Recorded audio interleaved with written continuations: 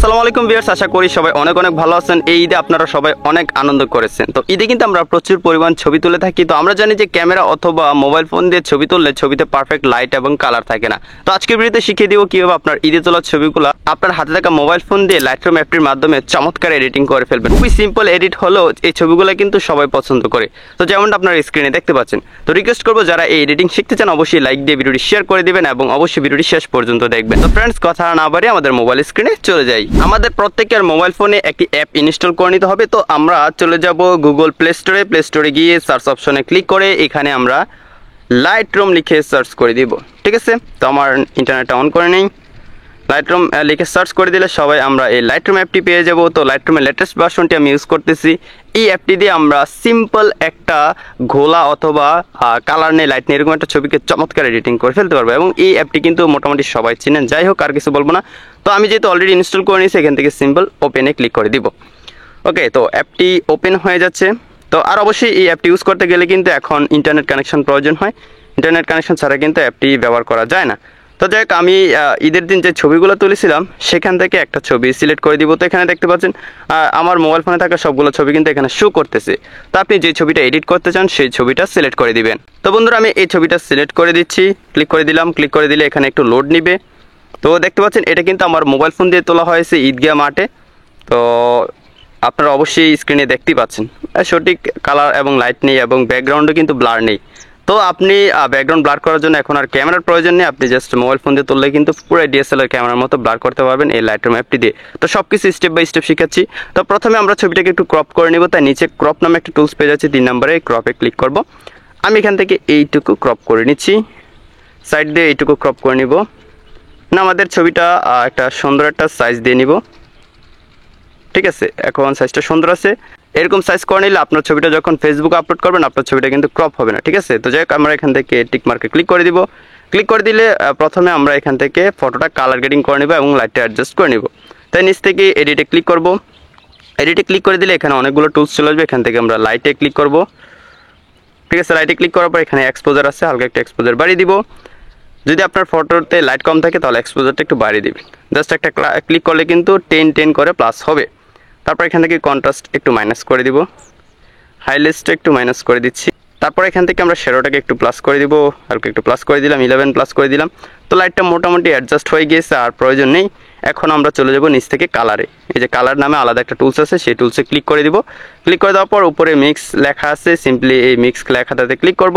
তারপর এখান থেকে রেড একটু বাড়িয়ে দিব যাতে আমাদের লিপসটা একটু রেড হয়। তারপর আমরা এখান থেকে ইউলুতে যাব স্যাচুরেশনটা একটু মাইনাস করে দিব।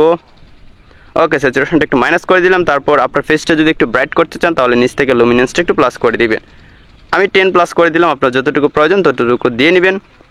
তো তারপর আমরা এখান থেকে ইউলোতে চলে যাবো। এখান থেকে স্যাচুরেশনটা মাইনাস করে দিব, মাইনাস করে দিলাম অ্যান্ড হিউটা প্লাস করে দিব। তাহলে আমাদের ব্যাকগ্রাউন্ডে সুন্দর একটা কালার চলে আসবে। ওকে, এইটুকু করে নিলাম। যদি স্যাচুরেশন একদম মাইনাস করে দেয় তাহলে তত একটা ভালো হয় না। এখান থেকে 66% করে দিলাম। তারপর চলে যাব গ্রিনে যাওয়ার পর এখান থেকে স্যাচুরেশন 100% করে দিব। তো এখন দেখতে পাচ্ছেন ব্যাকগ্রাউন্ডের ঘাসগুলো কিন্তু চমৎকারভাবে গ্রিন হয়ে গিয়েছে এবং এখান থেকে হিউটা একটু মাইনাস করে দিব। ওকে, একটু মাইনাস করে দিলাম। তো আমি আমার ছবিগুলো যেভাবে এডিট করি সেম প্রসেসটা কিন্তু আপনাদের মাঝে শেয়ার করতেছি। ওকে, তো যাই হোক, আমরা এখান থেকে হিউটা একটু মাইনাস করে দেওয়ার পর ঘাসের কালারগুলো আরও বেশি সুন্দর হয়ে গিয়েছে। এখন আমরা এখানে দেখতে পাচ্ছি ব্লু রয়েছে, সায়ান রয়েছে। তো আপনার ব্যাকগ্রাউন্ডে যদি স্কাই থাকে তাহলে এগুলো এখান থেকে স্যাচুরেশনটা একটু প্লাস করে দিবেন, তাহলে স্কাইয়ের কালারটা সুন্দর আসবে। তো আমার যেহেতু স্কাই নেই, এখানে ব্যাকগ্রাউন্ডে শুধু গাছ আছে, তাই আমি যা করেছি তাই আমার জন্য এনাফ। এখান থেকে ডানে ক্লিক করব। এখন হচ্ছে আমাদের মেন কাজ, আমাদের ব্যাকগ্রাউন্ডটা ডিএসএলআর ক্যামেরার মতো ব্লার করে নিব। তাই নিচ থেকে ব্লার অপশনে ক্লিক করব। তারপর এখান থেকে অ্যামাউন্টটা আমি প্রথমে 50% দিয়ে নিব। এখানে একটু লোড নিবে। আর এই ব্লার টুলটা কাজ করতে হলে অবশ্যই আপনাকে একটি অ্যাডোবি অ্যাকাউন্ট লগ ইন করে নিতে হবে এই লাইটরুম অ্যাপটিতে। অ্যাকাউন্ট লগ ইন করা ছাড়া কিন্তু এই ব্লার টুলটি আপনার লাইটরুমে কাজ করবে না। অনেকে কমপ্লেন করেন আপনার ব্লার টুল কাজ করে না, তো এই কারণেই করে না। দেখতে পাচ্ছেন আমার এই ছবির ব্যাকগ্রাউন্ডটা কিন্তু পুরো ডিএসএলআর ক্যামেরার মতো ব্লার হয়ে গিয়েছে। এখন আমি আমার ইচ্ছা মতো এখান থেকে ব্লারটা বাড়িয়ে কমিয়ে নিতে পারবো। তো একদম বেশি দিলে ছবিটা একদমই নষ্ট হয়ে যায়। আমি এখান থেকে বলবো হালকা একটু দিবেন। ঠিক আছে, আমি 30% দিয়ে দিলাম। তারপর আমরা এখান থেকে ব্যাকগ্রাউন্ডে যে বুকিগুলো এগুলো চেঞ্জ করে নিব। আমি এখান থেকে ক্যাট আই দিব। ক্যাট আই দিলে কি হয়, এটা ব্যাকগ্রাউন্ডের ব্লারটা একদমই মনে হয় যেন ক্যামেরাতে তুলেছে বা লেন্স দিয়ে তুলেছে, এরকমটা মনে হয়। ব্লারটা অনেক সুন্দর আসে। তো তারপরে এখান থেকে আমি ফোকাস এরিয়াটা একটু চেঞ্জ করে নেব, কারণ আমার পিছনে যে গাছটা আছে গাছটা ব্লার হয়ে গিয়েছে, তো এটা আনরিয়েলিস্টিক মনে হচ্ছে। তাই আমি এখান থেকে ফোকাসে ক্লিক করব। তারপর এখান থেকে ফোকাস এরিয়াটা একটু বড় করে দিব, একটু লোড নেবে।